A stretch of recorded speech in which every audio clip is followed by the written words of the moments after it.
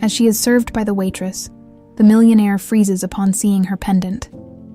The same one she gave her 5-year-old daughter before she disappeared 18 years ago.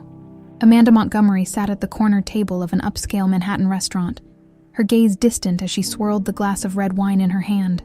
The room was alive with muted chatter and the clinking of fine cutlery. But for Amanda, the bustling atmosphere felt hollow. Success surrounded her. Her designer suit, the platinum watch on her wrist, the air of authority that made heads turn when she entered a room. Yet, none of it could fill the void that had carved itself into her soul. 18 years ago, her daughter, Sophie, had been her world. The memory of that day was a blur of fear and panic. A park, a moment of distraction. And then, gone. No one had seen anything. No clues, no demands. Just Sophie's tiny hand slipping away from hers, leaving Amanda with nothing but questions and a broken heart. Amanda absent-mindedly touched the half-heart pendant hanging from her neck.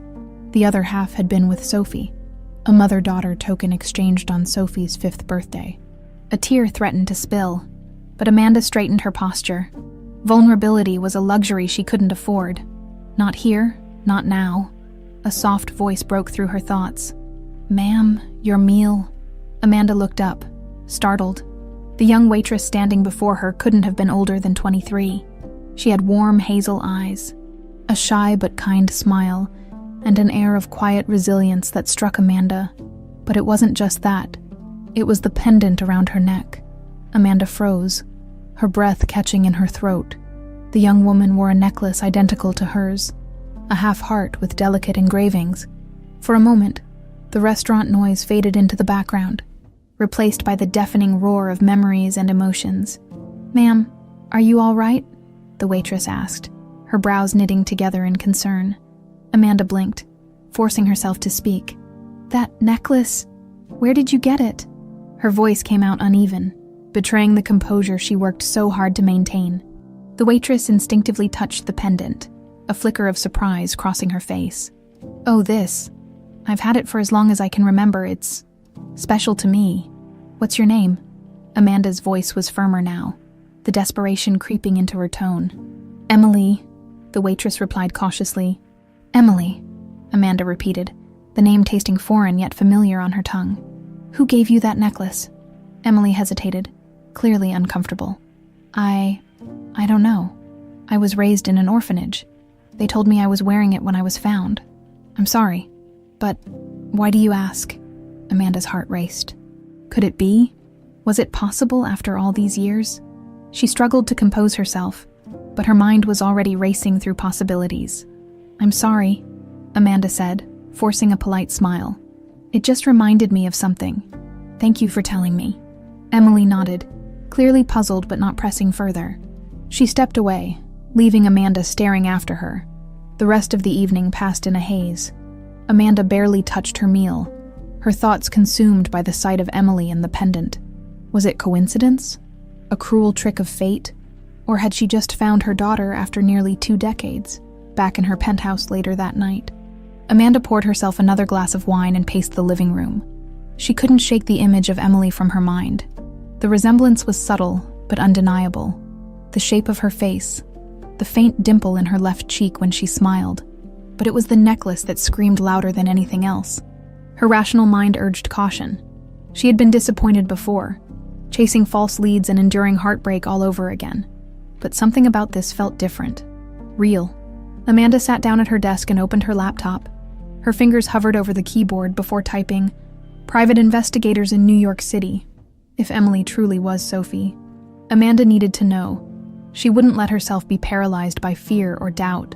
For years, she had buried her pain beneath the weight of her work, building an empire to distract herself from the hole Sophie's absence had left.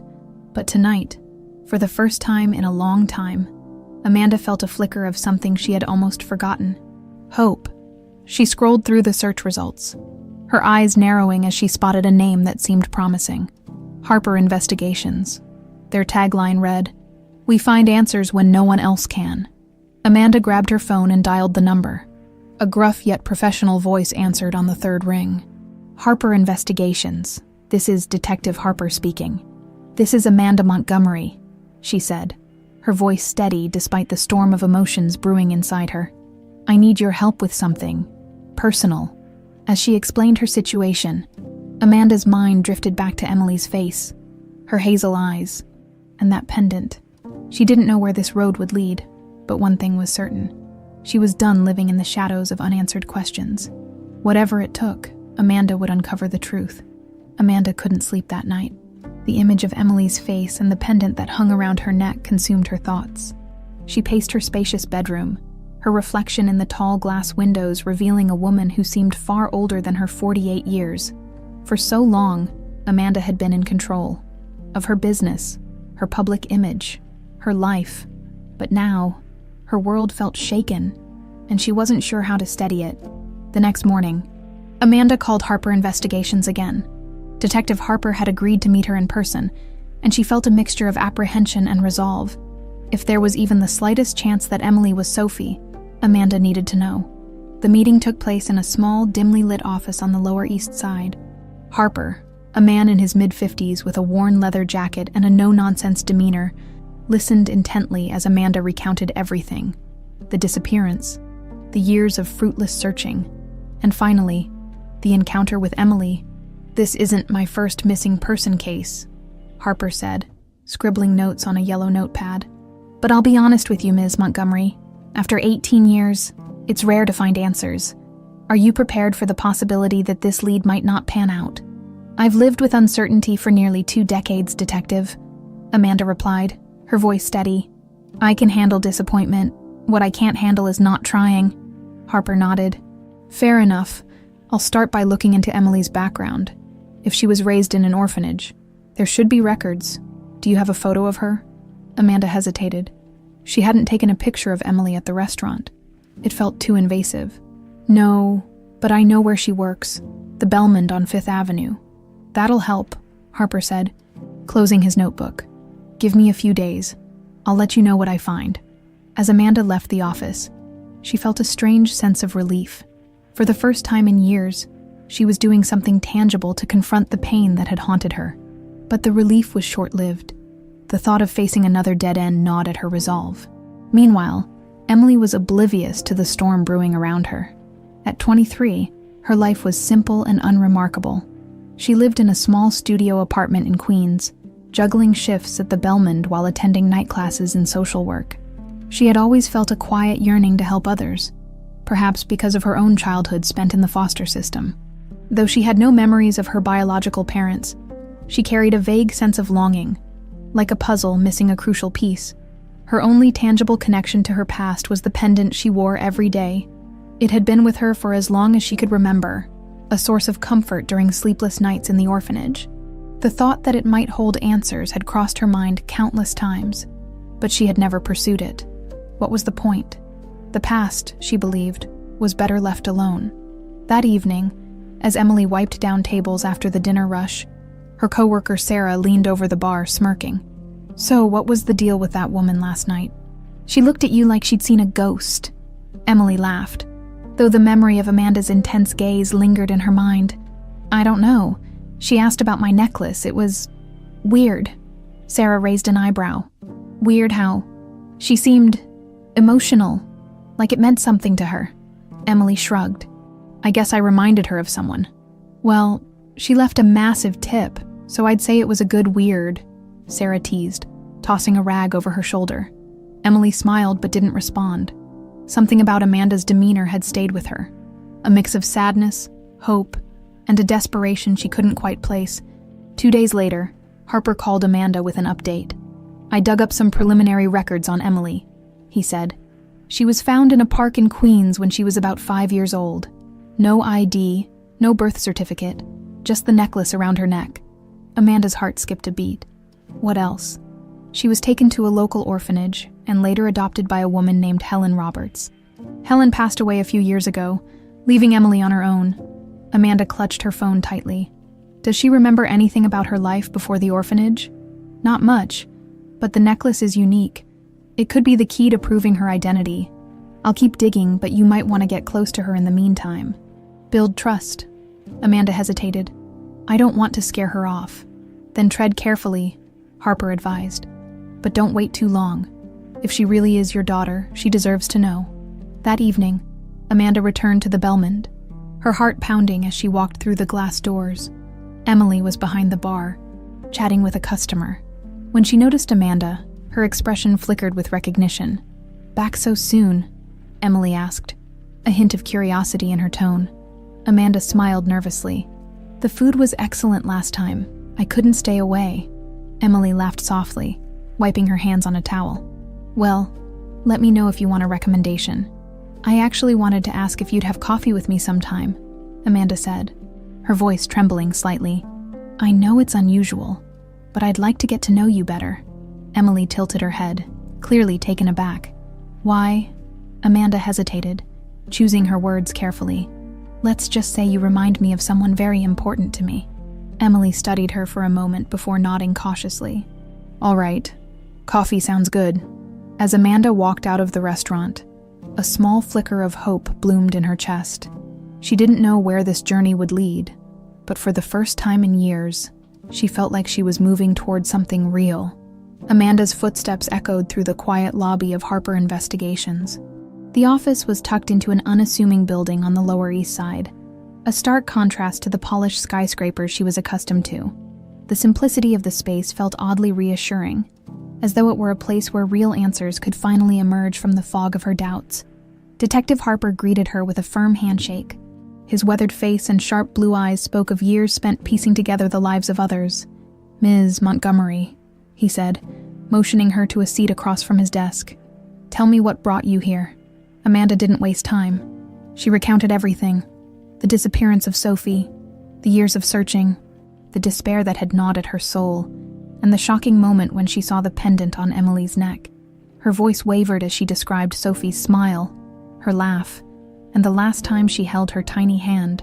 Harper listened without interrupting, his pen moving steadily across a notepad when she finished. There was a moment of silence. Harper leaned back in his chair, folding his hands over his chest. "This isn't the first missing person case I've worked," he said, his tone measured. "But 18 years is a long time, Ms. Montgomery. Are you sure you're ready for what we might uncover? The truth isn't always what we hope for." Amanda nodded, her expression resolute. "I've lived with the unknown for too long. I'd rather face a painful truth than continue living in limbo." Harper studied her for a moment before nodding. "All right, let's start with Emily. If she was raised in an orphanage, there will be records. Do you know where she works?" "Yes," Amanda said. "She's a waitress at the Belmond on 5th Avenue. "That's a good lead," Harper replied. "I'll look into her background, where she was found, any adoption history and medical records if I can get access. It might take a few days, but I'll be thorough." Amanda hesitated. "What about the pendant?" "It's identical to the one I gave Sophie." Harper picked up his pen again. "I'll need a photo of it, along with any other details you can provide. Unique items like that can sometimes lead to surprising connections." Amanda fished her phone from her purse and scrolled through her gallery until she found a picture of her pendant. She handed it to Harper, who examined it closely. "This engraving, it's intricate. Custom work, I assume?" "Yes," Amanda said softly. "I had it made for Sophie's 5th birthday. It's one of a kind." Harper nodded. "That helps if Emily's pendant matches this exactly. It's a significant lead. Do you have any other photos of Sophie or anything else that might aid the investigation?" Amanda hesitated, her chest tightening. She hadn't looked at Sophie's pictures in years. The memories were too raw, but if it would help, she'd face the pain. "I'll bring you what I have." "Good," Harper said, closing his notepad. "One more thing. You should know that building trust with Emily will be crucial, if she really is Sophie. She'll need time to process this. You can't rush it." Amanda's expression softened, and for the first time since stepping into the office, her voice wavered. "I just want to know if she's my daughter. Detective. After that, it's up to her." Harper leaned forward, his gaze steady.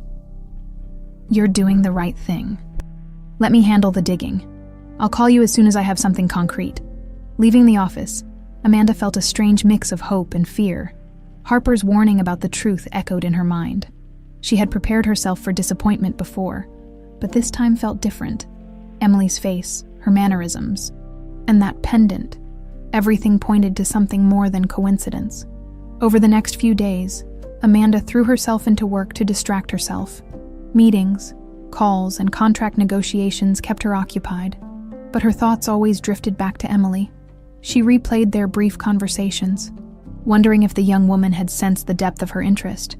Meanwhile, Harper wasted no time. His investigation led him to Queens, where he visited the small orphanage that had taken Emily in nearly 2 decades ago. The matron, an elderly woman with kind eyes, remembered Emily well. She was a quiet child, the matron recalled, pulling out a dusty ledger. She didn't speak much at first. We found her in Flushing Meadows Park, wearing that little necklace. Poor thing had no ID, no family, nothing. Harper's pen flew across his notepad. Do you know how she ended up there? Did anyone see who left her? The matron shook her head. No witnesses. The police searched for a while, but they didn't find anything. She was adopted a year later by a woman named Helen Roberts. Helen was a lovely lady. She doted on Emily until she passed away a few years ago. Harper thanked the matron and left the orphanage with a stack of photocopied records. Back in his office, he compared Emily's timeline with the details Amanda had provided. The pieces didn't quite fit yet, but the pendant stood out. It was too unique to ignore. That evening, Harper called Amanda. I've got some preliminary findings, he said. Emily was found abandoned in a park in Queens when she was about 5 years old. She had no identification, just the necklace. Amanda's breath caught. That's the same age Sophie was when she disappeared. Exactly, Harper said. I'm still digging, but this is promising. I'll follow up on her adoption records and see if there's any way to connect her to your family. Thank you. Detective, Amanda said, her voice thick with emotion. Please keep me updated. As she hung up the phone, Amanda stared at the pendant in her hand. Her heart swelled with cautious hope. It wasn't much, but it was more than she'd had in years. Whatever it took, she would find the truth. Amanda sat in her office, staring blankly at the stack of papers on her desk. The usual buzz of her assistant and the hum of phones ringing outside felt distant. Harper's call the previous night had left her in a haze of emotions. Hope, fear, and an overwhelming sense of urgency. The idea that Emily might truly be Sophie was becoming more plausible with every piece of information the detective uncovered. The pendant, the timeline, the fact that Emily had been found with no family. All of it pointed to a truth Amanda had dared to dream of but never believed she'd find. Her fingers traced the edge of her own pendant, the weight of its half-heart pressing against her palm. It was more than just a piece of jewelry. It was the last thread connecting her to Sophie. But the questions lingered. What had happened that day in the park? Who had taken Sophie? And why? Amanda's thoughts were interrupted by the buzz of her intercom. Ms. Montgomery, her assistant's voice chimed. Detective Harper is here to see you. Send him in, Amanda said. Sitting up and smoothing the creases from her blouse, Harper entered with a file folder tucked under his arm. His expression was serious, though Amanda couldn't tell if it was good or bad news. Detective, she greeted, motioning for him to sit. What did you find? Harper opened the folder and laid out a series of photocopies, adoption records, orphanage intake forms, and a photograph of a small girl, her hazel eyes wide and curious. Amanda's breath caught as she stared at the image. This is Emily when she was first taken in by the orphanage, Harper said. She was found alone in Flushing Meadows Park, wearing that necklace. No one ever came forward to claim her. Amanda's heart ached as she studied the photo. The girl in the picture looked so much like Sophie at that age. The resemblance was undeniable. There's more, Harper continued. I spoke with the matron at the orphanage. She said Emily was quiet, withdrawn, and didn't speak much about her past. She only mentioned being taken to the park by a woman she called Auntie. Auntie? Amanda's brow furrowed. Sophie never had an aunt, at least, not one she would have called that. Could have been someone who took her, Harper suggested. Maybe a trafficker or someone posing as a caretaker. The word trafficker sent a chill through Amanda. The idea that her daughter had been caught in such a horrifying situation made her stomach turn. Did Emily ever talk about what happened to her after she was taken? Harper shook his head. Not according to the records. The matron said she had nightmares sometimes, but she never explained them. It's possible she doesn't remember much, or she's blocked it out entirely. Amanda sat back in her chair, her mind racing. What about her adoption? You said she was taken in by someone named Helen Roberts. Correct, Harper said, flipping to another page. Helen adopted Emily about a year after she was found. She was a single woman, never married, and worked as a school teacher by all accounts. She was a loving mother to Emily until she passed away from cancer 3 years ago. Amanda exhaled slowly, relief mingling with sadness. At least Emily had known love and stability, even if it had come from someone else. There's still one piece I can't figure out, Harper said. That pendant, it's too unique to be a coincidence. But there's no record of how Emily ended up with it. I'm looking into jewelers who might have crafted it, but that'll take time. Amanda nodded, her fingers tightening around her own pendant. It's identical to mine. There's no doubt in my mind. Harper leaned forward, his voice gentle but firm. Ms. Montgomery, I need you to be prepared. The pieces are falling into place, but there's still a lot we don't know. Emily might not remember you. She might not even believe you at first. I understand, Amanda said, though the thought of rejection stung. I'm not trying to force anything on her. I just want to know the truth. Harper's phone buzzed, interrupting the conversation. He glanced at the screen and frowned. Looks like the orphanage director found something else in their records. I'll follow up and keep you updated. As Harper left, Amanda sat alone in her office, staring at the photograph of Emily. For the first time in years, she felt like she was on the brink of an answer, but the thought of what that answer might reveal terrified her. That evening, Amanda returned to the Belmond. She didn't plan on approaching Emily again. She didn't want to overwhelm her. Instead, she sat at a quiet corner table, observing as Emily moved between customers. Emily seemed tired but cheerful, chatting with patrons and flashing a polite smile. Amanda couldn't help but notice the faint dimple on her left cheek, a trait Sophie had inherited from her father. As Emily passed by Amanda's table, she paused, her expression softening. You're back, she said, a note of surprise in her voice. Amanda smiled warmly. The food here is hard to resist. Emily chuckled, tucking a strand of hair behind her ear. Well, let me know if you need anything. Before Amanda could respond, Emily's necklace slipped from beneath her collar, the half-heart pendant catching the light. Amanda's breath hitched as she fought the urge to say something. Instead, she watched as Emily moved on to another table, her heart heavy with unspoken words. Back at home, Amanda pulled out a box from the back of her closet. Inside were photographs of Sophie, along with drawings, school projects, and the tiny dress she had worn on her 5th birthday. Amanda held a picture of Sophie up to the light, her hands trembling. She's out there, Amanda whispered to herself. Amanda, tears streaming down her face. I know it's her. Whatever the cost, she would uncover the truth. Amanda spent the next few days in a constant state of anticipation. Harper's updates were promising, yet incomplete, leaving her in a limbo of hope and doubt. The emotional toll was heavier than she had anticipated.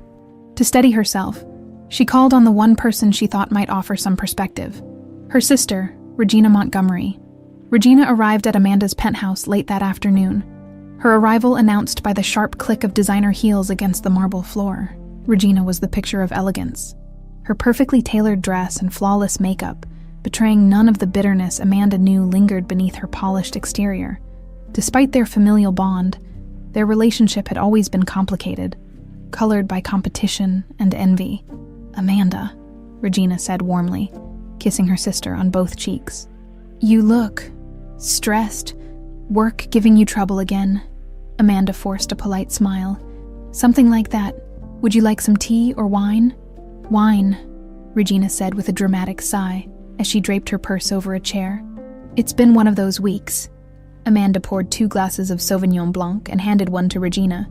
She hesitated, unsure how to broach the topic on her mind. Regina noticed immediately, her sharp eyes narrowing slightly. You didn't call me here to chat about wine, did you? Regina asked, taking a slow sip. What's going on?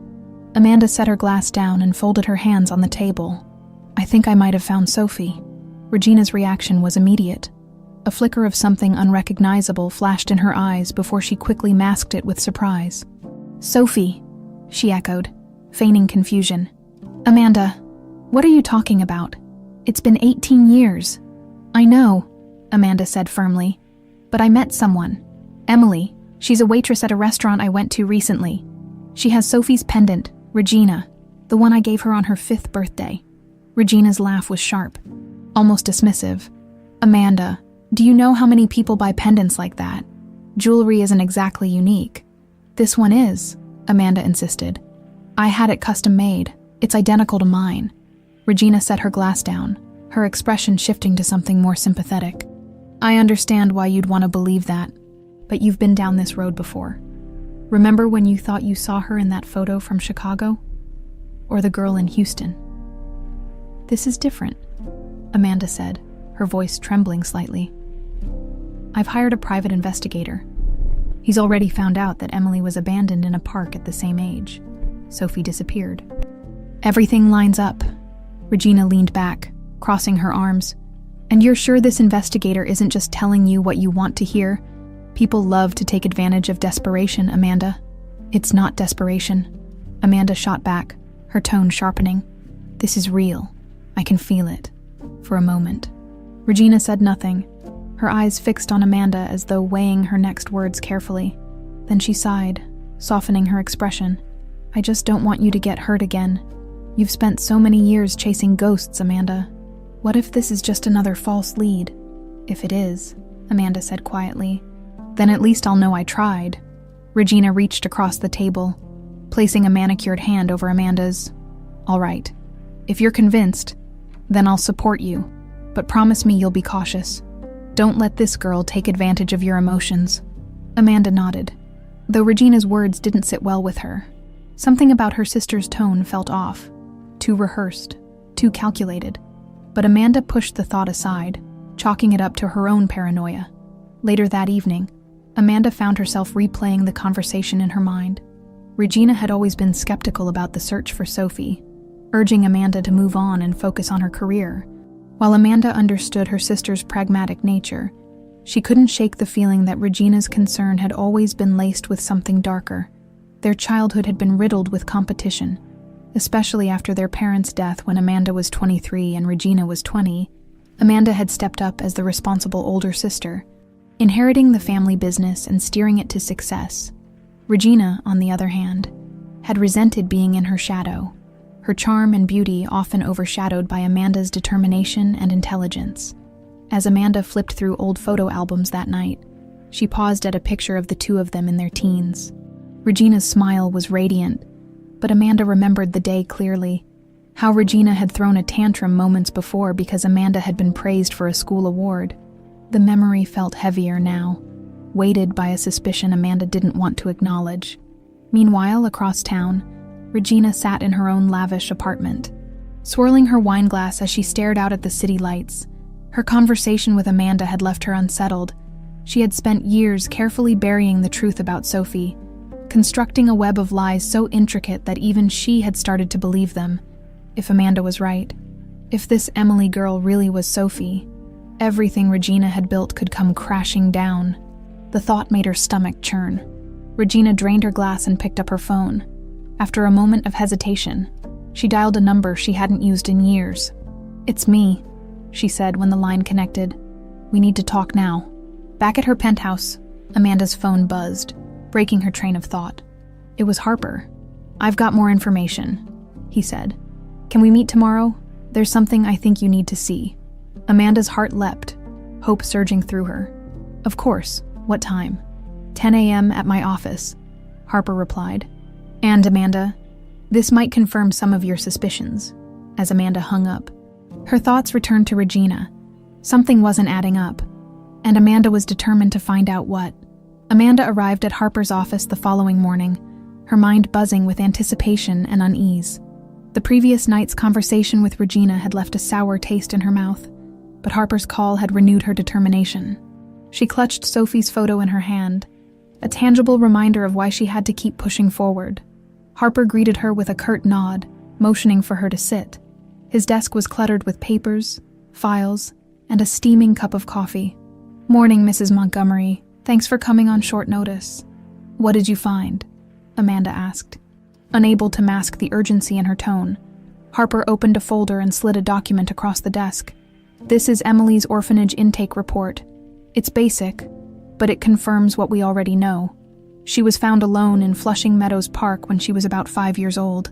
No witnesses, no leads, just the pendant around her neck. Amanda leaned forward, her eyes scanning the page. It was surreal to read the clinical description of a child's abandonment, knowing it might be about her daughter. But that's not all, Harper continued. He pulled out another sheet, this one a photocopy of an adoption record. This is from when Helen Roberts adopted Emily. It mentions a unique identifier. The pendant, the social worker who oversaw the case noted it as the only personal item Emily had when she arrived at the orphanage. Amanda's chest tightened. That pendant. It's the key, isn't it? It's certainly a strong lead, Harper agreed. But there's one more thing. He pulled out a grainy photograph. Clearly taken years ago, it showed a small, frightened-looking girl clutching a blanket. Around her neck, the half-heart pendant gleamed. Amanda gasped. That's Sophie. Emily. It's Emily when she first arrived at the orphanage, Harper clarified. The resemblance is striking, but I know you need more than that. I've started reaching out to jewelers in the area to track where the pendant was made. If we can trace its origin, we might get the confirmation you're looking for. Amanda nodded, though her mind was already racing ahead. Thank you, Detective. You've done more than I could have hoped for. Harper leaned back in his chair, his expression cautious. There's still a lot we don't know, Miss Montgomery. This is a step in the right direction. But you'll need to tread carefully with Emily. If she is your daughter, she's been living a completely different life. This won't be easy for her. I understand, Amanda said, though her resolve was unwavering. I'll do whatever it takes. Later that evening, Amanda found herself at the Belmont once again, unable to stay away. She watched Emily from her usual corner table, her heart aching with every small gesture that reminded her of Sophie. The way Emily tucked her hair behind her ear, the soft lilt in her voice. It all felt so familiar. As Emily approached her table, Amanda tried to compose herself. Good evening, Emily, she said with a warm smile. Back again, Emily asked, a teasing note in her voice. You're becoming a regular, Amanda chuckled softly. I suppose I am. The food here is exceptional, and the service is even better. Emily smiled, her dimple appearing briefly. Well, let me know if you need recommendations. Actually, Amanda began, her tone shifting. I was wondering if we could talk. Outside of work, I mean. Emily blinked, surprised. Talk? About what? Amanda hesitated, choosing her words carefully. You remind me of someone very important to me. I'd like to get to know you better. Emily's expression softened, though uncertainty flickered in her hazel eyes. I don't know. That's kind of unusual. I understand, Amanda said quickly. I don't mean to make you uncomfortable, it's just, I think there's a connection between us. Something I can't explain. Emily looked down, fiddling with the edge of her apron. I don't know what you mean. Amanda's gaze fell to Emily's pendant, which had slipped out from beneath her shirt. It gleamed under the restaurant's warm lighting, a mirror image of her own. She fought the urge to reach out, to touch it, to say something that might scare Emily away. Please, Amanda said gently. Just one coffee. If you're uncomfortable, I won't bother you again. Emily hesitated, then nodded slowly. Okay, one coffee. Amanda smiled, relief washing over her. Thank you. You won't regret it. The following day, Amanda met Emily at a small cafe near the restaurant. The atmosphere was cozy and unassuming, a far cry from Amanda's usual haunts. Emily seemed nervous, fidgeting with her pendant as she sat across from Amanda. So, Emily began, her tone guarded. What's this about? Amanda took a deep breath. I don't know how to say this without sounding strange, but I think you might be my daughter. Emily froze, her eyes widening. Your daughter? Amanda nodded, her voice steady. 18 years ago, my daughter Sophie disappeared. She was 5 years old, and she was wearing a pendant just like yours when she vanished. I've spent every day since then looking for her. And then I met you. Emily's hand instinctively went to her pendant. This, I've had it forever. It's all I have from whoever left me at that park. I had this one made for Sophie, Amanda said, holding up her own pendant. It's identical to yours because they were a pair. Emily stared at the two pendants, her face a mix of confusion and disbelief. I don't remember anything before the orphanage. How could I be your daughter? I don't know, Amanda admitted. But I'm working with a detective. We're trying to piece everything together. All I ask is that you give me a chance to prove it. Emily looked away, her expression conflicted. This is a lot to take in. I understand, Amanda said softly. Take all the time you need, but please don't shut me out. Emily hesitated, then nodded. Okay, I'll think about it. As they left the cafe, Amanda felt the faintest flicker of hope. It was a fragile thing, but it was enough to keep her moving forward. The days following her conversation with Emily were some of the longest of Amanda's life. Though Emily had agreed to consider the possibility of their connection, her guarded demeanor left Amanda on edge. She couldn't shake the fear that Emily might pull away before the truth could be confirmed. Harper's investigations had made progress, but they still lacked the definitive proof Amanda needed to bridge the gap between herself and Emily. That proof, Amanda believed, lay in the pendant. It was more than a symbol. It was a key, one that could unlock the truth about Emily's past. Harper called Amanda one morning, his tone brisk but laced with a subtle excitement. I've got something for you, Ms. Montgomery. Can you meet me in an hour? Amanda didn't hesitate. I'll be there. An hour later, she stepped into Harper's office, her heart pounding as he handed her a manila folder. What is it? She asked, her voice barely above a whisper. Harper gestured for her to sit. I tracked down the jeweler who made the pendants. His name is Victor Belrose, and he remembers crafting them. He kept detailed records and... Harper flipped open the folder, revealing a photocopy of a receipt. This is the receipt from your order. It matches the engravings on the pendants, including the date, Sophie's 5th birthday. Amanda stared at the paper, her hands trembling. The familiar details leapt off the page. The date, the engraving specifications, even the handwritten note requesting a delicate chain for a child. It was irrefutable. This proves it, Amanda said, her voice breaking. It proves that Emily is Sophie. Not quite, Harper interjected gently. It proves that Emily's pendant is the same one you had made for Sophie, but we still need to connect the dots. How it ended up with her and what happened in the years between. Amanda nodded, wiping away a tear. You're right. What's next? I've reached out to a contact in the NYPD to see if there are any old case files from when Emily was found, Harper said. And I'm looking into reports of child trafficking in the area around the time Sophie disappeared. If there's a connection, we'll find it. Later that evening, Amanda called Emily. Her voice was steady, though her hands trembled as she held the phone. Emily, it's Amanda. I was wondering if you'd like to meet again. There's something important I'd like to show you. There was a pause on the other end before Emily replied, her tone cautious. All right. When? Tomorrow if you're free, Amanda said. There's a cafe near the park. It's quiet, and I think it would be a good place to talk. Emily agreed, though her hesitation was clear. The next day, Amanda arrived at the cafe early, clutching the manila folder Harper had given her.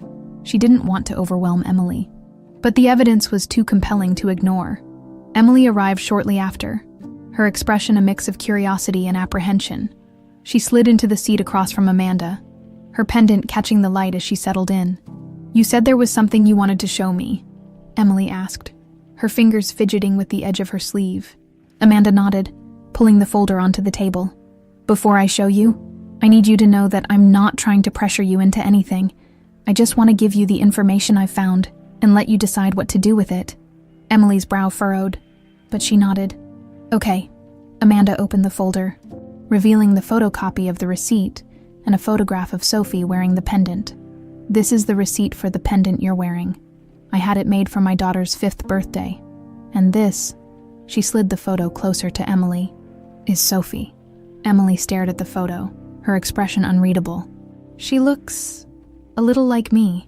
She doesn't just look like you, Amanda said gently. I believe she is you. Emily's gaze flicked between the photo and the receipt, her fingers grazing the edge of the pendant around her neck. How can you be so sure? Because I had this pendant custom made, Amanda explained. There's no other one like it, and the timing, the age you were found, the circumstances, it all lines up. Emily leaned back in her chair, her hands gripping the pendant as though it were the only thing tethering her to reality. But I don't remember anything about being Sophie. I don't even know if that's my name." Amanda reached across the table, her voice soft. "You were so young when it happened. It's not unusual for memories to fade or get buried, but I've been working with a detective to piece everything together. There are still gaps, but the evidence we have so far points to one thing. You're my daughter." Emily's eyes filled with tears, though she quickly blinked them away. "I don't know what to say." "You don't have to say anything right now," Amanda said. "I just wanted you to know the truth, or at least as much of it as we've been able to uncover. This is your story, Emily, or Sophie. I don't want to take that from you. I just want to be part of it. If you'll let me." For a long moment, Emily said nothing. She stared at the photo of Sophie, then at Amanda, as though trying to reconcile the two realities that had collided in her life. Finally, she spoke, her voice barely above a whisper. "I need time." Amanda nodded, her heart aching but understanding. "Take all the time you need. I'll be here." As Emily left the cafe, the pendant still clutched in her hand, Amanda felt a glimmer of hope. The road ahead was uncertain, but for the first time in 18 years, it felt like she was walking toward something real. Emily's mind was a storm of thoughts as she walked away from the cafe. The photograph of Sophie haunted her. It was like looking into a mirror, but the reflection came from a life she couldn't remember. She fingered the pendant around her neck, its familiar weight suddenly feeling heavier. Could Amanda really be her mother? And if so, how had she ended up alone in that park all those years ago? Back in her small apartment, Emily sat on the edge of her bed, staring at the pendant. Her memories of childhood were fragmented at best, flashes of faces she couldn't place, voices that felt distant and muffled. The only constant had been the pendant, the one thing that had always felt like hers. Now, it seemed to belong to a story much larger than she had ever imagined. Meanwhile, Amanda sat in her penthouse, holding the same photograph she had shown Emily. Her conversation with Emily had left her hopeful, but the pain of not being able to embrace her daughter was palpable.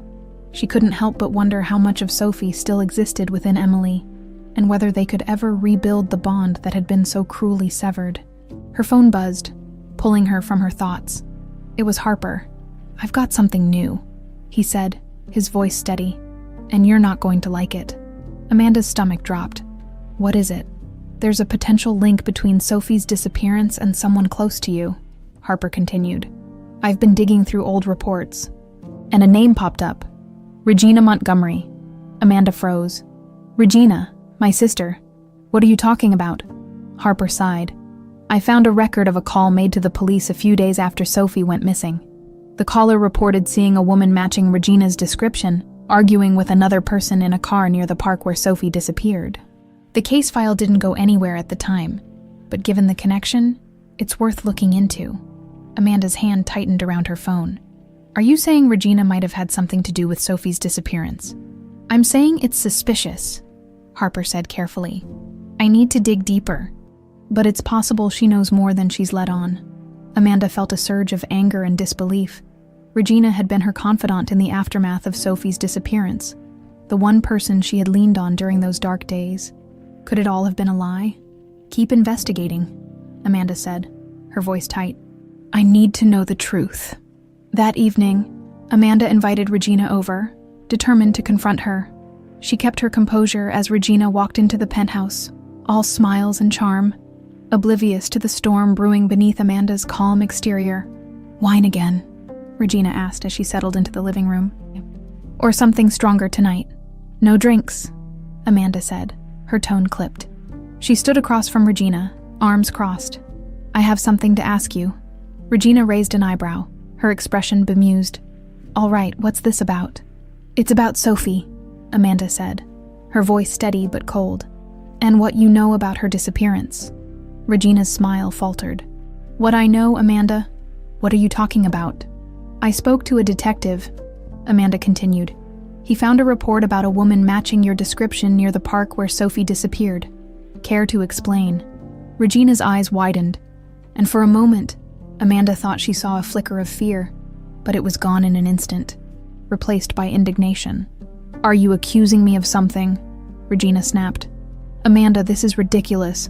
I was just as devastated as you were when Sophie went missing. How could you even think? Don't, Amanda interrupted, her voice sharp. Don't act like the victim here.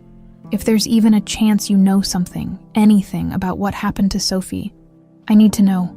Regina stood, her face a mask of righteous anger. I can't believe you're doing this. After everything we've been through. You think I had something to do with my own niece disappearing? Amanda met her gaze, unflinching. I don't know what to think anymore, but I do know you're hiding something. I can see it in your eyes, Regina scoffed, grabbing her purse. I don't have to listen to this. Call me when you've come to your senses. She stormed out, leaving Amanda standing alone, her heart pounding. The confrontation had only deepened her suspicions. Regina was hiding something. Amanda was sure of it. The next morning, Harper called with another update. I traced the car mentioned in the report, he said.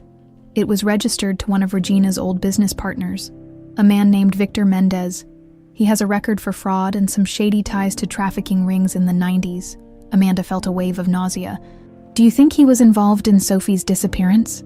It's possible, Harper said. If Regina was working with him, even indirectly, it could explain a lot. I'm tracking him down now. We might be able to get some answers. Amanda closed her eyes, her mind reeling. The idea that her own sister might have been complicit in Sophie's disappearance was almost too much to bear. But the pieces were starting to fit, and Amanda knew she couldn't stop now. Not when the truth was finally within reach. Across town, Regina sat in her apartment, pacing the floor. Her mind raced as she replayed her confrontation with Amanda. The memories she had tried so hard to bury were clawing their way to the surface. And she knew it was only a matter of time before everything unraveled. She picked up her phone and dialed a number she hadn't used in years. When the line connected, she spoke in a low, urgent tone. Victor, we have a problem. Amanda spent the rest of the day processing Harper's revelations. The pieces were falling into place, but they painted a picture far darker than she could have imagined. Regina, her sister, her confidant during Sophie's disappearance, might have been involved all along. The betrayal, if true, was almost as painful as losing Sophie herself. That evening, Amanda made up her mind. She couldn't wait for Harper to gather more evidence. She needed answers directly from Regina. It was time to confront her sister again.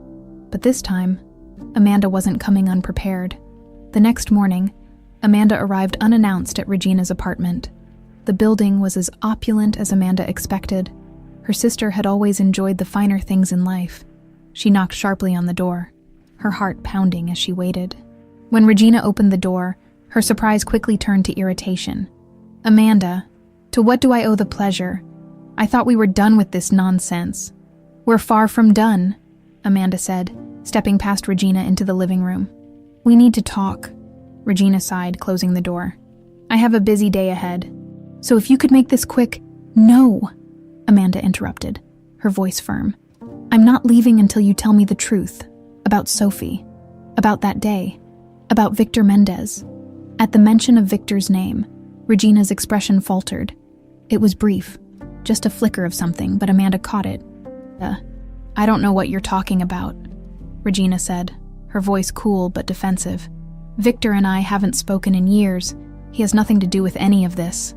Don't lie to me, Amanda snapped, stepping closer. I've spoken to Harper. He found the report about a woman matching your description arguing with someone near the park.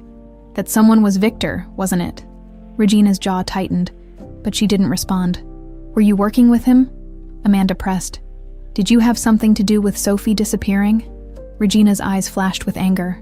You're out of your mind, Amanda. Do you hear yourself? You're accusing your own sister of— what? Kidnapping, selling your daughter. That's insane. Is it? Amanda said, her voice rising. Because every piece of evidence points back to you, and you're doing a terrible job of convincing me otherwise. Regina's composure cracked. She turned away, her hands gripping the back of a chair as she spoke. I didn't mean for it to happen. The words hung in the air, heavy and suffocating. Amanda's breath hitched. What do you mean? Regina turned back to face her, tears welling in her eyes. For the first time, Amanda saw something she hadn't expected. Guilt.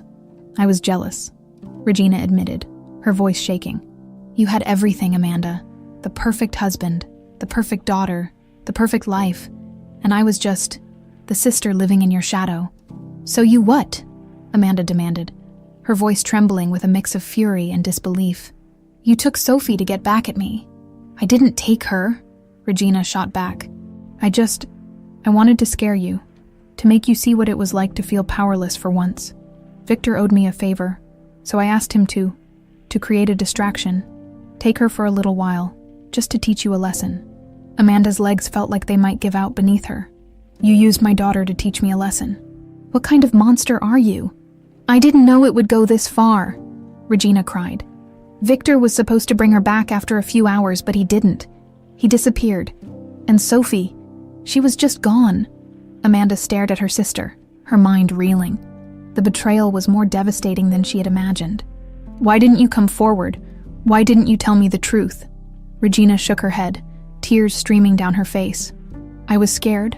I thought if I told you, you'd never forgive me. And then it was too late.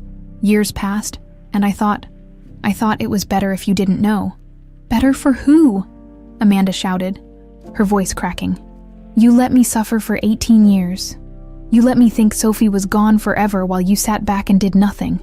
Regina sank into a chair, sobbing. I'm sorry, I'm so sorry. Amanda's fists clenched at her sides. Sorry doesn't bring her back. Sorry doesn't erase the pain you caused. You destroyed our family. There was a long silence as Amanda struggled to regain her composure. Finally, she spoke, her voice cold and steely. I'm calling Harper and the police. You're going to tell them everything. Regina looked up, her face pale. Amanda, please, save it, Amanda snapped. You don't get to beg for forgiveness, not after what you've done. Amanda left Regina's apartment, her emotions a storm of anger, grief, and determination. As she stepped into the street, her phone buzzed. It was Harper. I've tracked down Victor Mendez, he said. He's in New Jersey, and I think he might talk. You should come. Amanda's voice was firm. I'll be there. And Harper, Regina confessed. She's been lying all these years. Harper paused. I had a feeling. We'll make sure she faces the consequences. But first, let's find Victor. He might have the final piece of the puzzle, as Amanda hailed a cab. Her resolve hardened. For 18 years, she had lived in the shadow of Sophie's disappearance. Now, she was closer than ever to the truth, and she wouldn't stop until she found it. Amanda's hands gripped the edges of her seat as the cab sped toward New Jersey. Harper's call had reignited her determination, but it also stirred a storm of questions she wasn't sure she was ready to face. If Victor Mendez truly had the answers, what would they reveal about Sophie's fate?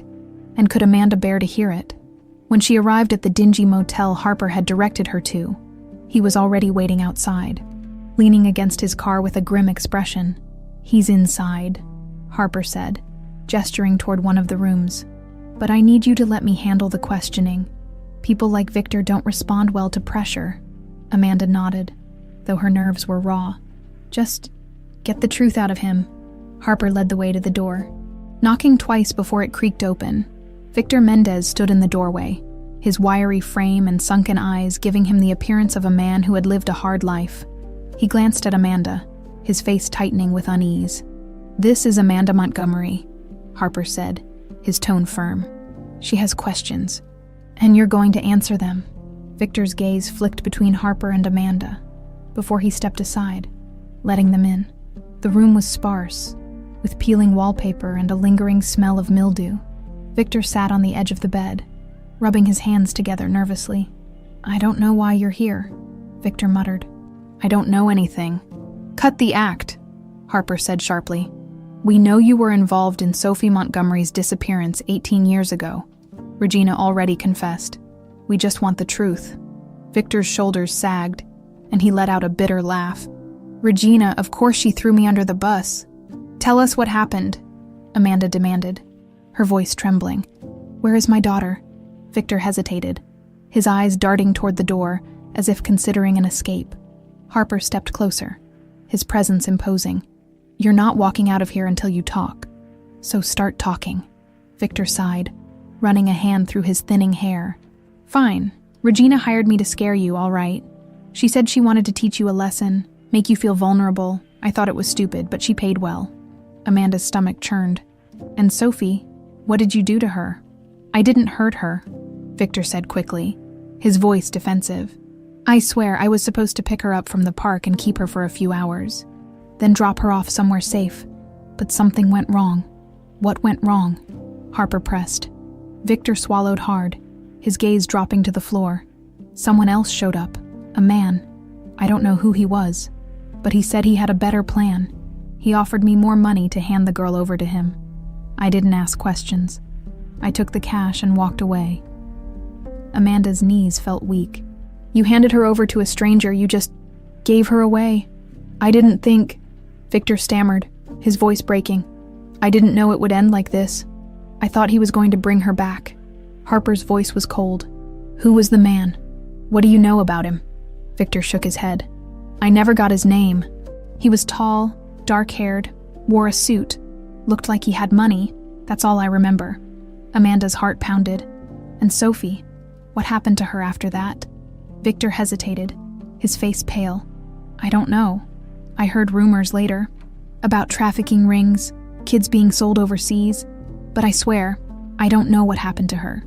Amanda's breath hitched, and she clenched her fists, fighting back the wave of nausea threatening to overwhelm her. You're lying, she said, her voice trembling. You have to know something. I swear I don't, Victor cried. If I did, I'd tell you. I didn't mean for any of this to happen. Harper stepped forward, his jaw tight. You're going to write down everything you remember about that man, every detail, no matter how small. And if you're lying, I'll make sure you spend the rest of your life behind bars. Victor nodded shakily, grabbing a piece of paper from the nightstand as he scribbled down his recollections.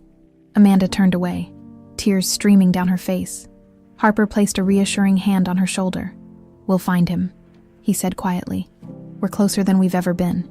That evening, Amanda sat in her car outside her penthouse, staring blankly at the dashboard. Victor's words replayed in her mind, each one a dagger to her heart. The image of a stranger taking Sophie, her innocent face disappearing into the arms of a man with cruel intentions, was more than she could bear. Her phone buzzed, pulling her from her thoughts. It was Emily. Amanda. Emily's voice was hesitant, almost apologetic. Can we meet again? I've been thinking about everything and I have questions. Amanda wiped her tears, her voice steady despite the turmoil inside her. Of course, tell me where, and I'll be there. They met at a park bench under the glow of streetlights, the air crisp with the scent of autumn leaves. Emily sat with her arms wrapped around herself, her expression conflicted. I don't know what to believe, Emily began, her voice barely above a whisper. But I can't stop thinking about the pendant, about the photo you showed me.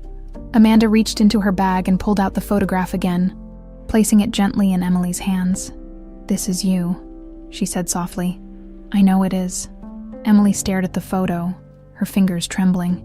If what you're saying is true, if I'm Sophie, then what happened to me? How did I end up in that park? I don't have all the answers yet, Amanda admitted, her voice breaking. But I promise you, I won't stop until I do. You deserve to know the truth. We both do. Emily's eyes filled with tears, and for the first time, she didn't pull away when Amanda reached out to take her hand. I want to believe you, Emily whispered. I don't know how. We'll figure it out together, Amanda said. I'm not going anywhere. As they sat in the quiet of the park, the distance between them felt smaller than ever, though the road ahead was uncertain. For the first time in years, Amanda felt a spark of hope, a fragile, flickering light in the darkness. Amanda's relief at reconnecting with Emily was short-lived. The looming shadow of her sister's betrayal weighed heavily on her. Victor Mendez had confirmed what she suspected. Regina had orchestrated Sophie's disappearance, a cruel game that spiraled out of control. Yet the full extent of Regina's involvement remained a mystery. Amanda needed to hear it from her sister's own lips. The next morning, Amanda arrived at Regina's apartment unannounced. This time she brought Harper with her. He stood beside her, his expression stoic but watchful, as Amanda knocked on the door. After a tense pause, the door creaked open. Regina appeared, her face pale and drawn, a far cry from her usual polished demeanor. Amanda, Regina said cautiously, her eyes darting to Harper. What are you doing here? And who is this? This is Detective Harper, Amanda said, her tone icy. "He's here to ensure you don't twist the truth any further." Regina's jaw tightened. "I already told you everything I know." "No," Amanda shot back, stepping inside without waiting for an invitation. "You told me what was convenient for you. Now you're going to tell me everything." Harper followed Amanda, closing the door behind him. Regina crossed her arms, her defensive posture betraying her unease. "Sit down," Amanda ordered, her voice firm. "We're not leaving until I get the truth." Regina hesitated but complied, sinking into an armchair. Amanda remained standing, her arms crossed as she glared at her sister. "Victor told us what happened," Amanda began. "How you hired him to scare me. How he handed Sophie over to a stranger, but there are still gaps. Regina, and I need you to fill them." Regina's face hardened. "I already told you. I didn't mean for this to happen. I thought Victor would bring her back. He didn't." "That's not good enough," Amanda snapped. "You don't get to hide behind excuses anymore. My daughter is out there and she deserves justice. You owe me the truth, Regina." Regina's eyes welled with tears, but Amanda refused to feel pity. "Fine," Regina said, her voice cracking. "You want the truth? Here it is." She took a shaky breath, her gaze fixed on the floor. "I was jealous. You had everything. Success. A husband who adored you. And Sophie. You were always the golden child. And I was nothing. Invisible. I wanted to hurt you, to make you feel what I felt every day. So I hired Victor." Her voice wavered as she continued. "I didn't plan for it to go this far. Victor told me he'd take Sophie for a few hours, scare you, and then bring her back. But when he didn't, I panicked. I tried to find him, but he vanished. And then, it was too late." Amanda's chest heaved as she fought to contain her fury. "So you did nothing. For 18 years. You let me believe Sophie was gone forever. You let me suffer while you pretended to care." "I was scared," Regina shouted, her voice rising. "Do you know what it's like to live with that guilt? To wake up every day knowing you ruined your sister's life? I couldn't face it, Amanda. I couldn't face you.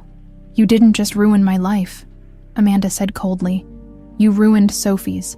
She lost her family, her childhood, everything. And for what? To soothe your ego." Regina's tears fell freely now, but Amanda felt no sympathy. Harper stepped forward, his voice calm but firm. "Regina, do you know anything about the man Victor handed Sophie to? Anything at all?" Regina shook her head. "Victor never told me his name. He just said it was someone who could handle things. I didn't ask questions." Amanda clenched her fists, her anger threatening to boil over. "You're a coward, Regina. You let your jealousy destroy our family, and now you're hiding behind ignorance. But you can't run from this anymore." Harper nodded. "Regina, I'll be turning over everything we've gathered to the authorities. Your role in Sophie's disappearance won't go unpunished." Regina's face crumpled, but she didn't protest. Amanda turned on her heel, unable to look at her sister any longer. Harper followed her to the door, leaving Regina alone with her guilt. In the car, Amanda stared out the window, her thoughts racing. Harper broke the silence. "We're closer than ever, Amanda. Regina's confession confirms what Victor told us. Now we just need to track down the man who took Sophie." "How?" Amanda asked, her voice hollow. "Victor barely remembers anything about him." Harper's expression was thoughtful. "Traffickers don't work alone. If this man was involved in something larger, there's a good chance we can find records, connections, transactions, anything that points to his identity. It'll take time, but I won't stop digging." Amanda nodded, her resolve hardening. "Neither will I." That evening, Amanda returned to her penthouse, emotionally drained but determined. She called Emily, her heart aching as the phone rang. "Hey," Emily said softly when she picked up. "Is everything okay?" I needed to hear your voice," Amanda admitted. "There's so much I want to tell you, but I don't want to overwhelm you." Emily hesitated before replying. "I've been thinking a lot about you, about everything you've told me, and I want to know more. I want to understand." Amanda's chest tightened with emotion. "You don't know how much that means to me, Emily. I promise. We'll take this one step at a time. Whatever you need, for the first time in years. Amanda felt a flicker of hope.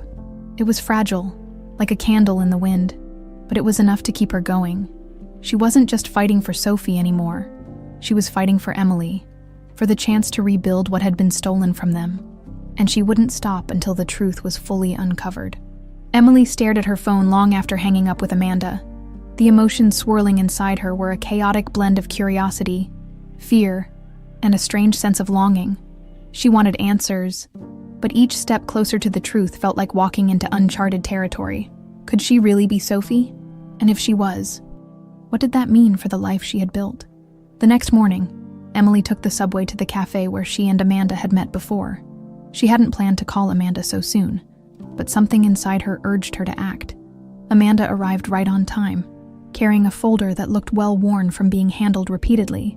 "Thank you for meeting me," Emily said softly, her hands clasped tightly in her lap. "Of course," Amanda replied, her smile warm but tinged with nervousness. "I brought more of what I've found. I think it might help answer some of your questions." Amanda placed the folder on the table and opened it. Inside were photos, documents, and the photocopy of the jeweler's receipt. Emily's eyes immediately locked on the picture of a little girl with hazel eyes and a dimpled smile. "Sophie, that's me," Emily whispered, picking up the photo. Amanda nodded, her voice barely above a whisper. "Yes, that was taken on your 5th birthday. Just a few weeks before you disappeared." Emily studied the photo, her fingers tracing the edges. "I don't remember this. I don't remember anything about being Sophie." "You were so young," Amanda said gently. "And what happened to you? It's not surprising your memories are fragmented. Trauma has a way of burying things deep inside." Emily set the photo down and picked up the receipt. Her eyes scanned the handwriting, noting the date and the description of the pendants.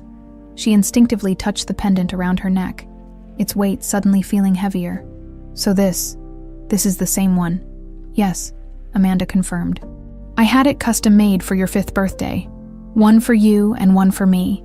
You wore it that day at the park." Emily's throat tightened. "The park? That's where they found me, isn't it?" Amanda hesitated, her hands tightening slightly around her coffee cup. "Yes, you were found alone in Flushing Meadows Park. Wearing that pendant, the orphanage took you in. But they didn't know who you were or where you came from." Emily's mind raced, flashes of fragmented memories surfacing, trees, laughter, a woman's voice calling her name. But they were blurry, like trying to see through a fogged window. "What happened to me?" Emily asked, her voice breaking. "Why did I end up there? Who did this to me?" Amanda took a deep breath, her heart breaking at the anguish in Emily's voice. "I've been working with a detective. We've uncovered some of the truth, but not everything. What we do know is that my sister Regina was involved. She hired someone to take you from me. It was supposed to be temporary, but something went wrong." Emily stared at Amanda, shock and disbelief etched into her features. "Your sister? You're telling me your own family did this?" Amanda nodded, her eyes filling with tears. "I had no idea, Emily. She only confessed recently. She was jealous. Of my life, of you. She wanted to hurt me, and you paid the price." Emily pushed her chair back abruptly, standing as if the weight of the revelation was too much to bear. "I can't believe this, all these years. I thought I was just some orphan, but I was stolen by your sister." "I know it's overwhelming," Amanda said, her voice trembling. "But please, Emily, let me help you. Let me make this right." "How?" Emily asked, her tone sharp. "How do you make this right? You can't undo what happened. You can't give me back the life I was supposed to have." Amanda stood as well, her hands reaching out but stopping short of touching Emily. "You're right. I can't change the past, but I can give you the truth, and I can give you a future. With me, if you'll let me." Emily turned away, her arms crossed as she tried to process the storm of emotions raging inside her. The part of her that had always wondered where she came from wanted to believe Amanda, but another part, one shaped by years of abandonment and self-reliance, told her to run, to protect herself from more pain. "I need time," Emily said finally, her voice quieter now. "This is too much. I don't even know who I am anymore." "You're Sophie," Amanda said softly. "You're my daughter, and I will wait as long as it takes for you to believe that." Emily turned back to face Amanda, her eyes glistening with unshed tears. You don't understand. If I believe this, if I let myself believe I'm Sophie, then what happens to Emily, the life I've built, the person I've become? It feels like none of it was real. Amanda stepped closer, her voice gentle but firm. Emily is real. She's who you've had to be to survive. And Sophie is still inside you. They're both you, and they always will be. You don't have to choose between them. Emily blinked, a single tear slipping down her cheek. For the first time, Amanda saw a crack in the wall Emily had built around herself, a tiny glimmer of hope.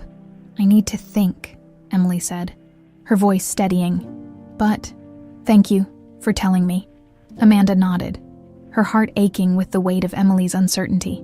Take all the time you need. I'll be here. As Emily walked away, Amanda felt a mixture of relief and sorrow. The truth was out now, but the journey was far from over. She only hoped that when Emily was ready, they could face the next steps together.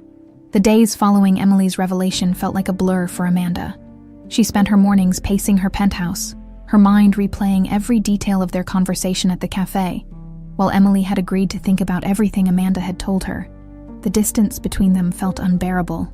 It was like holding her breath, waiting for a sign of hope that her daughter, her Sophie, might finally return to her. But Amanda's restless thoughts were soon interrupted by Harper, who called with urgent news. Regina's been busy, Harper said, his voice carrying a mix of urgency and frustration. I've been tracking her movements since your confrontation. She's reached out to some old connections, including Victor Mendez. Amanda's blood ran cold. Victor, why would she contact him? I think she's trying to cover her tracks, Harper replied. She knows we're closing in on the truth. If Victor or anyone else she worked with talks, it's over for her. Amanda's hand tightened around her phone. What do you need me to do? Stay out of it for now, Harper warned. I'm working with the authorities to get a warrant to bring Regina in for questioning. The last thing we need is for her to spook and disappear. Amanda hesitated but ultimately agreed. Fine, but if she tries anything, I want to know immediately. You'll be the first call I make, Harper assured her. Across town, Regina sat in her dimly lit apartment, her nerves fraying with every passing hour. She had always prided herself on being in control, but the walls were closing in. Amanda's determination, Harper's investigation, and Victor's loose tongue had left her cornered. Her phone buzzed on the coffee table, and she grabbed it with trembling hands. It was Victor. We need to talk. His voice crackled through the line, laced with urgency. Amanda and that detective are onto everything. They're not letting this go. Regina clenched her jaw. You think I don't know that? What did you tell them? I told them what I had to, Victor said defensively. They already had most of the pieces. I just connected the dots. You idiot, Regina hissed. Do you have any idea what you've done? Victor's tone turned cold. This isn't just on me, Regina. You started this. I was following your orders. Regina's grip on the phone tightened. We need to meet, now. Later that evening, Regina met Victor in a seedy bar on the outskirts of the city. She wore a scarf and sunglasses to shield her identity, though the attempt at discretion felt futile. Victor was already seated in a booth at the back, nursing a drink with a sour expression. You're late, Victor muttered as Regina slid into the seat across from him. Spare me the commentary, Regina snapped. We don't have time for this. Victor leaned forward, his voice low. Harper is relentless. If you think you can wiggle your way out of this, you're dreaming. I'm not going down for this, Regina said through gritted teeth. If you keep your mouth shut, there's nothing they can prove. Victor laughed bitterly. That's rich coming from you. I'm already in deep. What's your plan, Regina? Run. Hide. Regina's eyes narrowed. No, I'm going to make sure Amanda drops this. Victor snorted. Good luck with that. She's like a dog with a bone. Regina's expression darkened. She has a weakness. Emily, if I can get to Emily, I can turn this around. Victor froze. You're not seriously thinking of dragging that girl into this. Haven't you done enough? I don't have a choice, Regina said coldly. If Emily starts believing Amanda's story, it's over for me. I need to make sure that doesn't happen. Victor shook his head, his disgust evident. You're insane. Maybe, Regina said, rising from her seat. but I'm not going to lose everything because of Amanda. The next day, Amanda received an unexpected call from Emily. "Can we meet?" Emily asked, her voice hesitant. "I've been thinking about everything." "Of course," Amanda said quickly. "Where should I meet you?" "There's a park near my apartment," Emily replied. "I'll text you the address." Amanda's heart raced as she hung up. This was it. Another chance to connect with her daughter, to rebuild the bond they had lost. She quickly grabbed her coat and rushed out the door, ignoring the nagging sense of unease that lingered in the back of her mind. When Amanda arrived at the park, Emily was sitting on a bench under the shade of a large oak tree. She looked nervous, her fingers fidgeting with the pendant around her neck. Amanda approached slowly, offering a warm smile. "Hi," Amanda said softly, sitting beside her. "Thank you for calling." "I wasn't sure if I should," Emily admitted, "but I want to understand everything." Amanda reached into her bag and pulled out the folder of documents. "I brought everything we've found so far. The photos, the pendant receipt, the adoption records. It's all here." Emily hesitated before taking the folder, her hands trembling slightly as she opened it. Her eyes scanned the contents, pausing on the photo of Sophie. "It's me," Emily whispered, tears welling in her eyes. "I mean, it has to be me." Amanda placed a hand on Emily's arm, her voice trembling with emotion. "It is you, Sophie. I've never been more certain of anything in my life." Before Emily could respond, Amanda's phone buzzed. It was Harper. "Amanda," he said, his voice urgent. "We just got word that Regina might be trying to reach Emily. You need to be careful." Amanda's stomach sank. "What do you mean?" "I mean Regina isn't done," Harper warned. "She's desperate, and desperate people do reckless things." Amanda's grip on her phone tightened as she glanced at Emily, who was still engrossed in the folder. The peaceful moment they were sharing felt fragile, like it could shatter at any second. "Thank you for the warning," Amanda said, her voice steady. "I'll be careful." As she hung up, Amanda made a silent vow. Whatever Regina was planning, she wouldn't let it touch Emily. Not again. The warning from Harper lingered in Amanda's mind like a dark cloud. Regina's desperation was palpable, and the possibility that she might involve Emily in her schemes sent a shiver down Amanda's spine. Amanda glanced at Emily, who was still leafing through the folder, her brow furrowed in concentration. "What's wrong?" Emily asked. Sensing Amanda's tension, Amanda hesitated but decided against alarming her daughter just yet. "Nothing," she said with a faint smile. "I'm just relieved that you're here." Emily didn't press further, but Amanda's unease didn't fade. She resolved to stay vigilant, knowing that Regina's unpredictability was her greatest weapon. Meanwhile, Regina sat in her car parked a block away from the park, her hands gripping the steering wheel so tightly, her knuckles turned white. She had been watching Amanda and Emily for the past 20 minutes, her stomach churning with a toxic mix of anger and fear. The sight of them sitting together, heads close as they examined something in a folder, made her blood boil. This was supposed to be over. Amanda wasn't supposed to find Emily, Sophie, and now that she had, Regina's carefully constructed facade was crumbling faster than she could contain it. Her phone buzzed on the passenger seat and she picked it up, seeing Victor's name on the screen.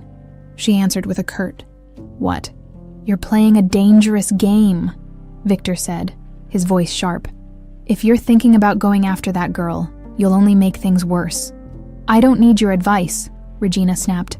"You've done enough damage." "You don't get it, do you?" Victor shot back.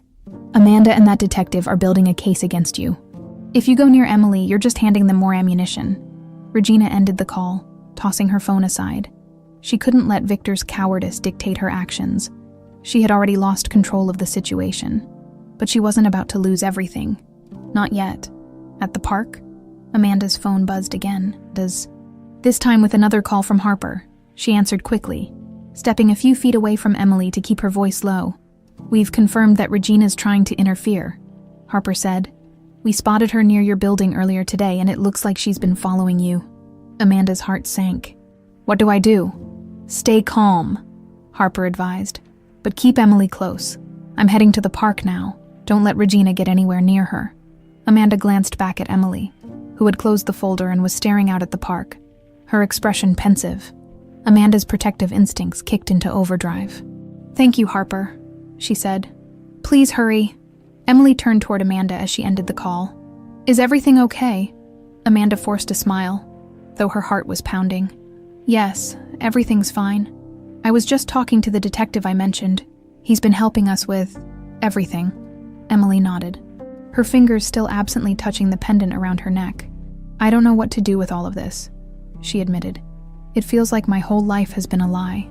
Amanda moved to sit beside her, her voice soft but firm. Your life isn't a lie, Emily. It's yours, no matter what happened in the past. But I'm here to help you figure it out, however long it takes. Emily looked at her, a flicker of gratitude in her eyes. Thanks, Amanda. Or, should I call you Mom? Amanda's breath caught, her chest tightening with emotion. You can call me whatever feels right to you. Emily managed a small smile, though the weight of her confusion was still evident.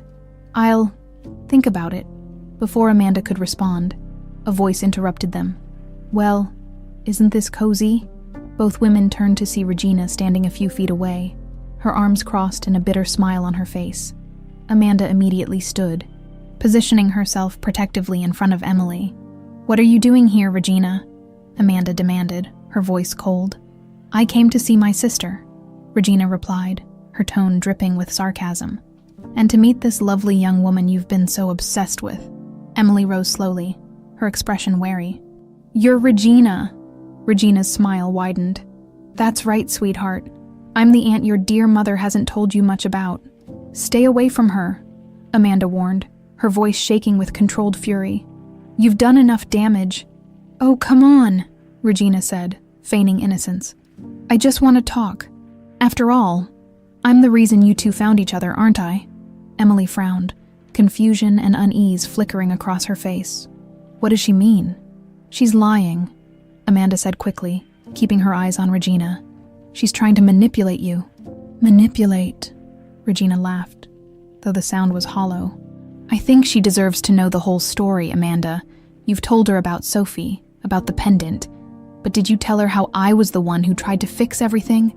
How I spent years looking for her? That's a lie, Amanda shouted, her voice echoing across the park. You didn't fix anything. Regina, you caused this. You let Sophie disappear, and you did nothing to bring her back. Emily's eyes darted between the two women, her confusion growing. What is going on here? Emily, Amanda said, turning to her. Don't listen to her. She's desperate because she knows the truth is coming out. She's the reason you were taken. Emily stepped back, her expression torn. I don't understand. How could you? Emily, please, Amanda said, her voice softening. I'm trying to protect you. But before Emily could respond, Harper arrived, his presence immediately diffusing some of the tension. He stepped between Amanda and Regina, his authoritative gaze fixed on the latter.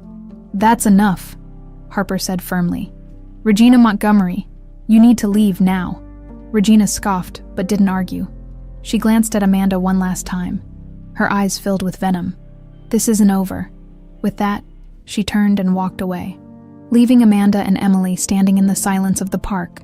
As Harper escorted them to Amanda's car, Emily spoke, her voice trembling. She's the one who did this to me, isn't she? Amanda nodded, her heart breaking at the pain in Emily's voice. Yes, but I promise you, she'll never hurt you again. Emily didn't respond. But as she climbed into the car, Amanda saw something shift in her expression, a determination to face the truth, no matter how painful it was. Emily sat in the passenger seat of Amanda's car, her thoughts churning as the city streets blurred past. The confrontation with Regina had left her shaken, her trust in everything she thought she knew crumbling. Amanda's presence beside her felt steady and reassuring, but the storm inside Emily was far from calm. Emily, Amanda said gently, breaking the silence. I'm so sorry you had to go through that. Regina shouldn't have been there, and I should have been more prepared. Emily shook her head, her fingers nervously fidgeting with the pendant around her neck. It's not your fault. I don't understand why she would do something like this. What kind of person hurts their own family? Amanda's jaw tightened, the years of betrayal and anger bubbling to the surface. Regina was always jealous. I didn't see it back then, or maybe I didn't want to, but she's been consumed by envy her entire life. What she did to you was unforgivable. Emily turned to Amanda, her eyes filled with confusion and pain. And you didn't know all these years. You had no idea. No, Amanda said softly. I thought I'd lost you because of some random tragedy. I searched everywhere, Emily. I never stopped looking. If I'd known... Her voice cracked, and she gripped the steering wheel tighter. If I'd known it was Regina, I would have stopped her. I would have brought you back. Emily looked down at her hands, her voice trembling. And what if I don't even know who I am anymore? You've spent 18 years searching for Sophie, but I've spent that time being Emily. What if I can't be who you want me to be? Amanda pulled over to the side of the road, turning to face her. Listen to me, Emily. I don't want you to be anyone other than who you are, Sophie or Emily. It doesn't matter to me. You're my daughter, and I love you. That's all I care about. Emily blinked back tears, the sincerity in Amanda's voice hitting her like a wave. I want to believe that. I really do, but it's so much. Too much. Amanda reached out, her hand resting gently on Emily's. Take all the time you need. I'm not going anywhere. Meanwhile, Regina sat in her apartment, pacing the floor as she chain-smoked, her nerves fraying with every puff. She knew she was out of options. Amanda was too close to the truth, and Emily, Sophie, was slipping further from her grasp. Harper's presence was the final nail in her coffin. Her phone buzzed on the coffee table, and she grabbed it, her heart sinking when she saw the name on the screen. Victor Mendez. What do you want? She snapped, her voice sharp. Victor's tone was cold. Harper came to see me again. He knows everything, Regina. It's only a matter of time before they pin this all on you. They won't, Regina hissed. I can still fix this. Fix this. Victor laughed bitterly.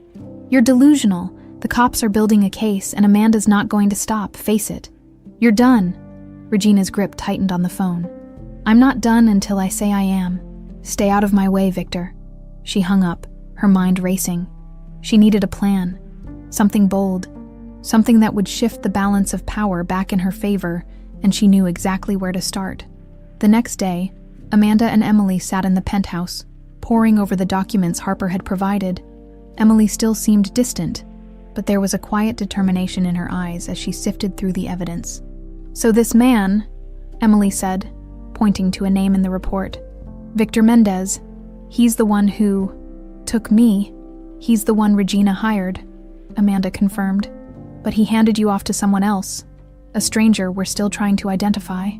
Emily frowned, the weight of the revelation settling heavily. And Regina, what happens to her now? Harper's building a case against her, Amanda said. But it's complicated. Without solid proof, she might get away with it. Emily's expression darkened. She doesn't deserve to. She won't, Amanda promised. I'll make sure of it.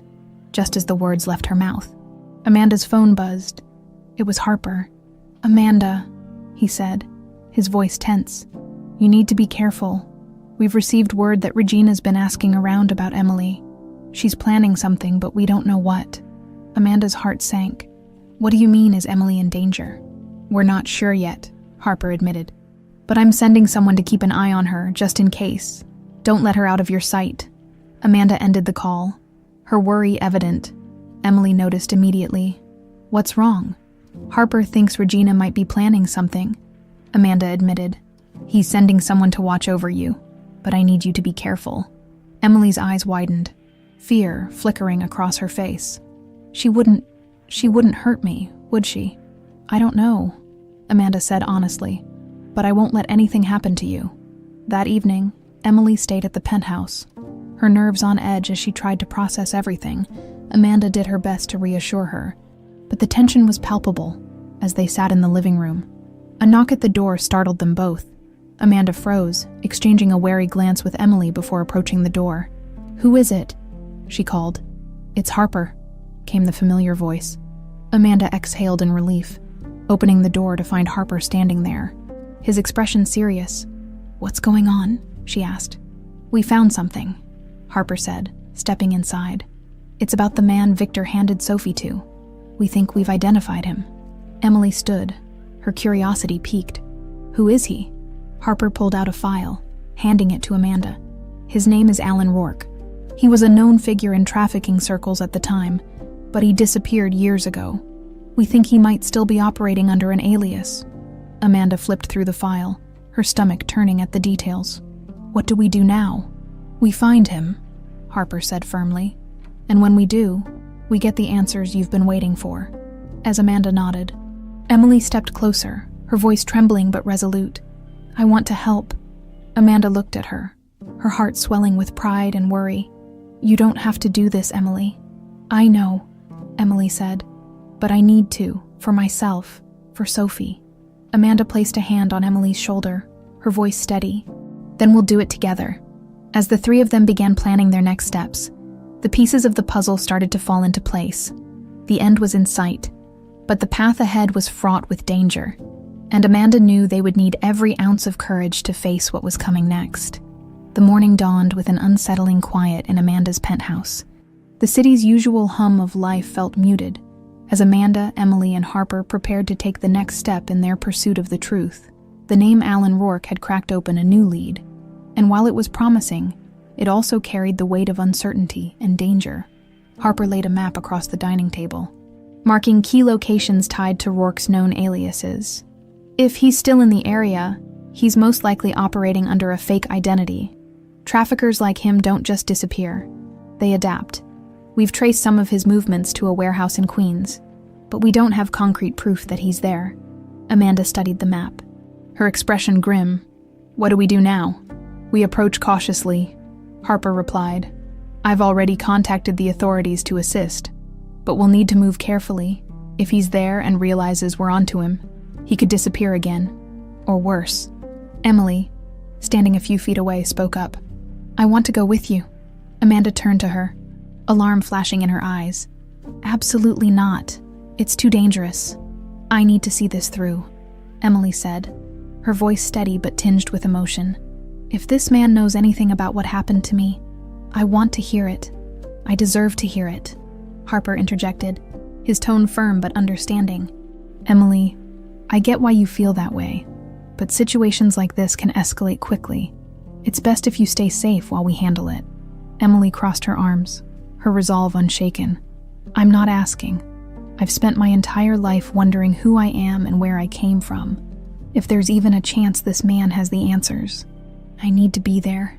Amanda's heart ached at the determination in Emily's voice. Her daughter had already been through so much, and while Amanda wanted to shield her from any further pain, she also knew how important this moment was for Emily. "All right," Amanda said reluctantly, "but you stay in the car." "No exceptions," Emily nodded, a flicker of relief crossing her face. "Okay, I can do that." That afternoon, the three of them drove to Queens, their destination a rundown industrial district. The warehouse Harper had identified loomed in the distance, its rusted exterior and broken windows a stark reminder of the kind of world they were stepping into. Harper parked a block away, his gaze scanning the area. "The police are on their way, but we'll go in first to assess the situation. Stay low, stay quiet, and don't draw attention." Amanda nodded, her nerves taut as she glanced at Emily in the back seat. "You stay here," she reminded her. "No matter what happens." "I will," Emily promised. Though her expression betrayed her anxiety, Harper and Amanda exited the car, moving cautiously toward the warehouse. The air was thick with tension, each step carrying the weight of anticipation.